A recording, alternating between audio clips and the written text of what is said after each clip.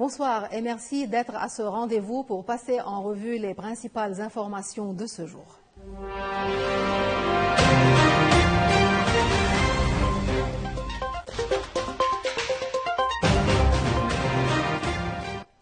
À partir du 1er décembre, de nouvelles restrictions viseront les bureaux de change et les sociétés de transfert d'argent soupçonnées de faciliter le financement du Hezbollah. Une mesure réclamée par Washington alors que le pays tente de sortir de la liste grise du Gafi et de restaurer sa crédibilité financière. Les sociétés de transfert d'argent et bureaux de change devront désormais déclarer toute transaction supérieure à 1 000 $. L'objectif officiel, lutter contre le blanchiment et le financement du terrorisme. Cette décision de la Banque du Liban intervient surtout dans un contexte de forte pression américaine. Washington accuse certains changeurs d'avoir facilité les transferts d'argent entre l'Iran et le Hezbollah. Selon des analystes économiques, les États-Unis veulent tarir le canot financier informel du Hezbollah, mais ces mesures risquent aussi d'étouffer davantage l'économie libanaise, déjà très dépendante du cash. Mais la Banque centrale défend sa décision. Elle affirme vouloir aligner le Liban sur les standards internationaux et espère ainsi sortir de la liste grise du Gafi, le groupe d'action financière qui évalue la lutte contre le blanchiment. Le Hezbollah, lui, dénonce une tutelle financière américaine et un blocus déguisé contre le Liban, mais entre pression internationale et effondrement intérieur, le Liban tente de protéger son économie sans s'attirer de nouvelles sanctions. À l'occasion de la Journée mondiale du diabète, ce 14 novembre, la maladie continue de gagner du terrain au Liban comme partout dans le monde. Une maladie silencieuse, coûteuse et pourtant largement évitable lorsqu'elle est dépistée à temps. Reportage. Il est déjà massif. 589 millions de personnes dans le monde en sont atteintes, dont près de 440 000 au Liban, souvent diagnostiquées trop tard. La maladie apparaît lorsque l'insuline produite par le pancréas ne suffit plus. On distingue le type 1, une absence quasi totale d'insuline, souvent chez l'enfant ou le jeune adulte, le type 2, le plus fréquent, lié à une résistance progressive à l'insuline, favorisée par le surpoids, la sédentarité ou les antécédents familiaux. Le diabète gestationnel, détecté pendant la grossesse. Sans prise en charge, les dégâts progressent en silence. Les yeux, les reins, les nerfs, le cœur, les jambes. Dans le type 2, le pancréas s'épuise et le sucre atteint des niveaux toxiques. Un dépistage après 40 ans, ou plutôt en cas de risque, change réellement la trajectoire. Plus l'intervention est précoce, moins il y a de complications. Selon une grande enquête nationale menée par le ministère de la Santé publique, 4% des diabétiques au Liban ne sont pas dépistés, et la prévalence dépasse les 36% après 50 ans. Les complications restent fréquentes. Problèmes de vision, maladies du cœur, mauvaise circulation dans les jambes et ulcères des pieds. 12% ont subi une hypoglycémie grave l'an dernier, et seuls un peu plus des 3/4 réalisent régulièrement les tests recommandés. En 30 ans, les traitements ont beaucoup évolué. Médicaments plus efficaces, insuline plus stable, capteurs de glucose en continu, télésuivi, la science avance. Mais au Liban, le vrai défi reste l'accès, disponibilité, coût, remboursement. Sans cela, les retards deviennent des complications. Le succès des médicaments au GLP-1, comme Ozempic, a provoqué une ruée pour perdre du poids, entraînant des pénuries et automédication au détriment des patients diabétiques. Le message est clair. Pas d'usage sans prescription ni suivi médical. En prévention, les fondamentaux restent les plus efficaces. Repas équilibrés, portions maîtrisées, peu de sucre rapide et 150 minutes d'activité par semaine. La Journée mondiale du diabète rappelle que la maladie avance en silence. Retarder dépistage ou suivi finit toujours par coûter cher. La seule façon d'éviter la note salée des complications, agir tôt, prise de sang, habitude, traitement. Le reste, tôt ou tard, se paie au prix fort.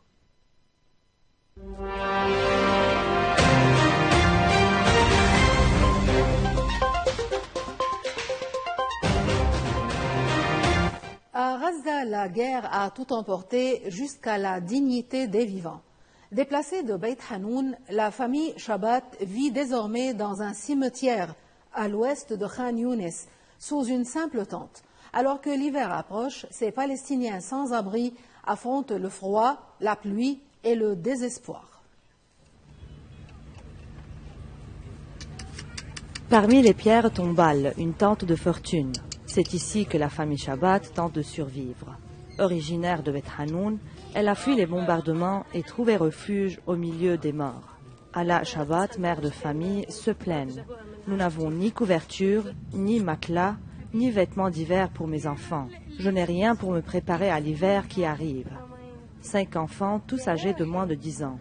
Leur maison a été détruite, comme des dizaines de milliers d'autres à Gaza. Et cette tente, trop fine, ne les protège ni du froid ni de la pluie. Mohamed Shabbat, le père, raconte.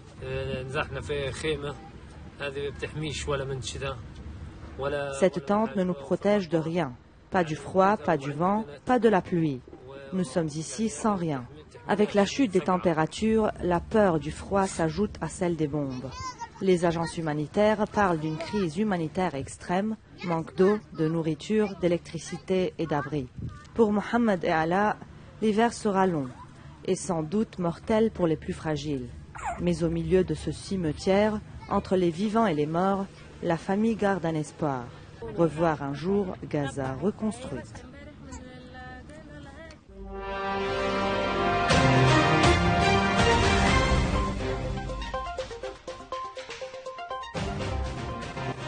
En Espagne, la fleur de safran peine à éclore.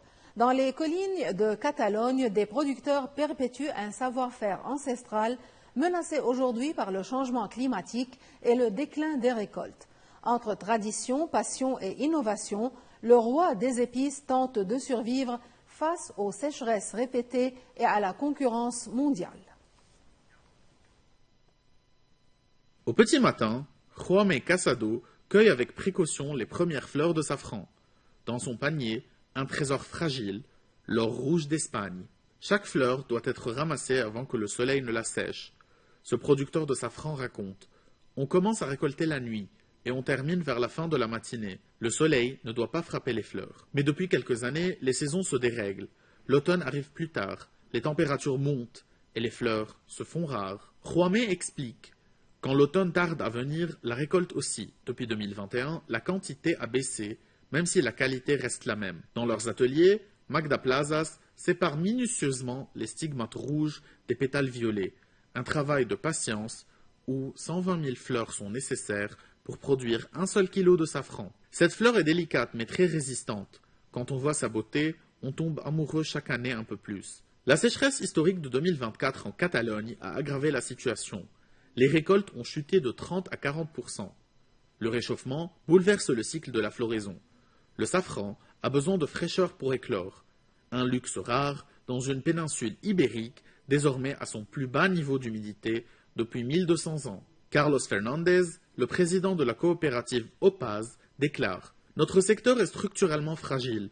Nous travaillons encore comme il y a des siècles, et maintenant, le climat réduit encore nos rendements. » Pour sauver le safran espagnol, les producteurs misent sur l'innovation, prototypes de récolte automatisée, culture hydroponique et bulbes certifiés venus des Pays-Bas. Malgré les défis, Juame et Magda gardent espoir. Cette année, la pluie et le froid sont revenus, et avec eux, la floraison. Dans ces collines, où chaque pétale compte, le safran espagnol renaît un peu chaque automne, entre la mémoire du passé et l'adaptation au climat de demain. Et si le silence devenait un remède? En Suède, une expérience inédite invite des touristes à passer plusieurs jours dans une cabane isolée, sans bruit ni téléphone, pour sensibiliser à la pollution sonore. Une manière originale de rappeler que dans un monde saturé de décibels, le calme peut aussi soigner.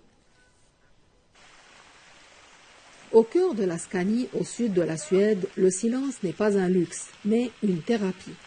Ici, 3 couples ont relevé un défi insolite, vivre 4 jours sans élever la voix ni allumer leur téléphone. Leur lieu de retraite, une maisonnette minimaliste au bord d'un ruisseau, équipée d'un appareil pour mesurer le bruit. Objectif, ne jamais dépasser 45 décibels, l'équivalent d'un murmure. Joséphine affirme, « En Suède, le silence fait partie de notre identité. Nous voulions montrer qu'il peut avoir un vrai effet sur la santé et le bien-être. Sans télévision, sans radio et presque sans parole, les participantes redécouvrent la musique de la nature. Le bruissement des feuilles, le clapotis de l'eau ou simplement leur propre respiration. Lise, une participante allemande, déclare « Je me sens une nouvelle personne. Mon niveau d'énergie a complètement changé. » Derrière cette expérience poétique, un message fort. Selon l'Agence européenne de l'environnement, une personne sur 5 est exposée à un niveau sonore nocif pour la santé. Problèmes cardiaques, stress, troubles du sommeil. La pollution sonore est aujourd'hui le deuxième facteur environnemental le plus dangereux après la pollution de l'air. En proposant de vivre en dessous de 45 décibels, la Suède veut rappeler que le silence est un bien commun à préserver. Un luxe simple à la portée de tous, à condition de couper le son. Et voici encore une nouvelle hors du commun. En Italie, une mission hors du commun mêle science, nature et mémoire rurale. Une agronome italienne parcourt les vergers oubliés de la péninsule pour sauver les fruits anciens menacés de disparition. Ces variétés oubliées pourraient bien être la clé de l'agriculture de demain face au changement climatique. Entre les vallées de Toscane et les collines d'Ombrie, une femme arpente les chemins à la recherche de trésors cachés. Elle s'appelle Isabella Dalla Ragione, agronome et gardienne d'un patrimoine vivant, les fruits oubliés d'Italie. Depuis plus de 30 ans, elle recense, restaure et cultive d'anciennes variétés de pommes, poires, prunes ou cerises, tombées dans l'oubli après la Seconde Guerre mondiale.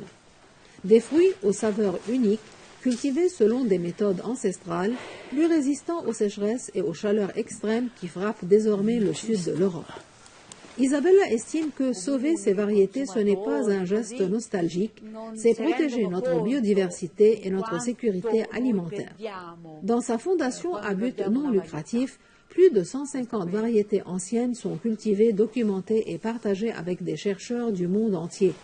Certaines datent du XVIe siècle, comme cette poire florentine ronde, redécouverte après des années d'enquête dans les archives et les journaux d'époque. Selon la FAO, cette diversité génétique est une arme précieuse pour les agriculteurs. Les variétés anciennes offrent une meilleure adaptation au réchauffement climatique et une résistance naturelle face à la raréfaction de l'eau. Préserver ces fruits, c'est préserver la terre, affirme Marino Marino, un expert de la FAO. Leur ADN pourrait servir à créer les variétés de demain. Mais le temps presse. Avec la disparition des vieux cultivateurs, un savoir ancestral risque de s'éteindre. C'est pourquoi Isabella collecte aussi les témoignages oraux et recrée des vergers historiques pour transmettre cette mémoire vivante. Dans chaque fruit retrouvé, un peu d'histoire italienne et peut-être l'espoir d'une agriculture plus durable pour les générations futures. Et c'est ici que s'achève notre journal. Merci de nous avoir suivis. Restez connectés sur nos réseaux sociaux francophones. Bonsoir.